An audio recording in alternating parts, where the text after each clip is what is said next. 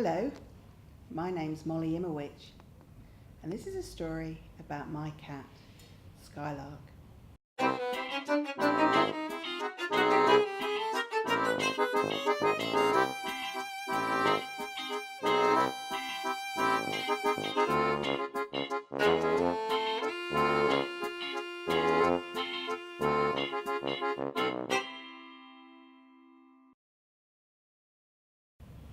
We live at number 47, Leafy Glade, Wimbledon. 364 days of the year, Skylark is just an ordinary cat.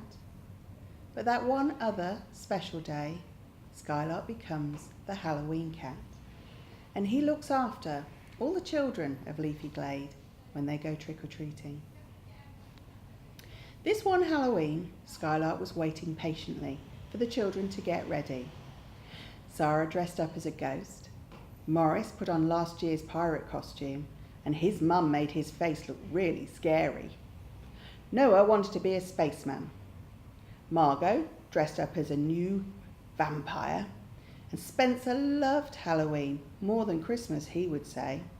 And this year his gran bought him a fabulous zombie costume, and he wore it with great pride. By 5 o'clock they were ready to get going. They grabbed their empty buckets and their parents walked them to the end of the close, where they reluctantly waved them off. The children promised they would stay together and not go further than the new estate. And of course they were closely watched by Skylark. The children hit the new estate and their buckets soon began to fill up. The nice lady at number 4 gave them drumsticks. Mrs. Bailey at number 6 gave the children some of her own stash of Kinder eggs. The twins at number 8 got jelly snakes and asked if they could come trick-or-treating with them next year when they would be a big 6. Smarties were added to the buckets at number 10, M&Ms from number 12, and their school teacher, Mrs. Holditch, who lived at number 14, bought Haribo specially for the occasion. They only had to play one trick. Number 16, grumpy old Mr. Evans.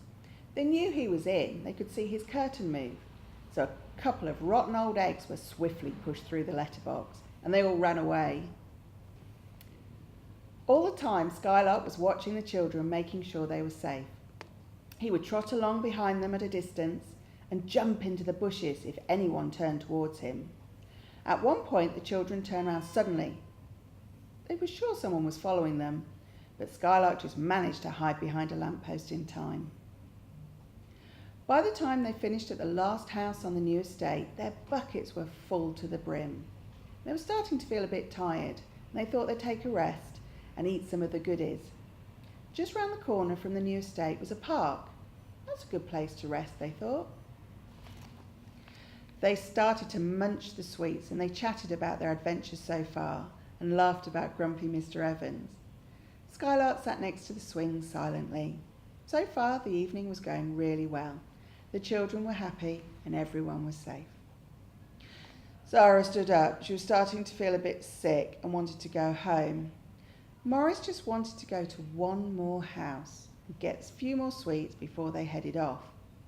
Next to the park was a big old house. He suggested that they knock on that door. The owners must be rich, so they probably spent loads of money on big chocolate bars and loads of sweets. He convinced the others, and they made their way over to the house. Skylark was not happy. The children knew they should not go further than the new estate, and now they were walking to a house out of bounds. As the children approached the front door, they could hear voices. They were all excited at the prospect of a large pyramid of Ferrero Rocher. They rang the doorbell, but no one answered. And they rang again and again, and still no answer. The children were irritated. The image of the big chocolate pyramid was disappearing, and their hands reached into their pockets for the eggs.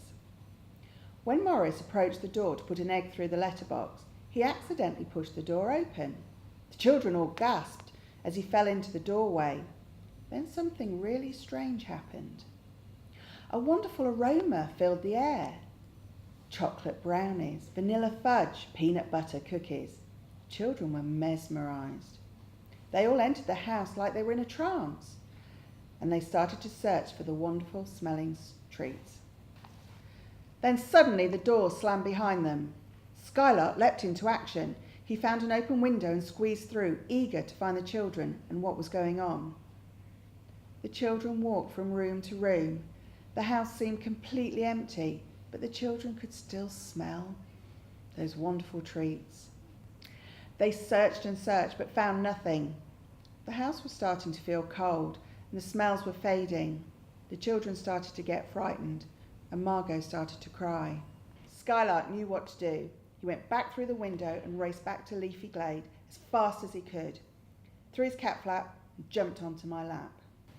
I knew something was wrong straight away. Skylark told me everything. I called the police and went to see the children's parents. Soon the parents and the police arrived at the house. They quickly found the children. They were so happy to see their mums and dads, and once the police had spoken to them about the dangers of knocking at houses off route, they were allowed to go home. They all had some tea, baths, and happy bedtime stories before all falling into a deep sleep. What an adventure they'd had. Meanwhile, at number 47, Skylark and I were off to have some more adventures of our own. The end.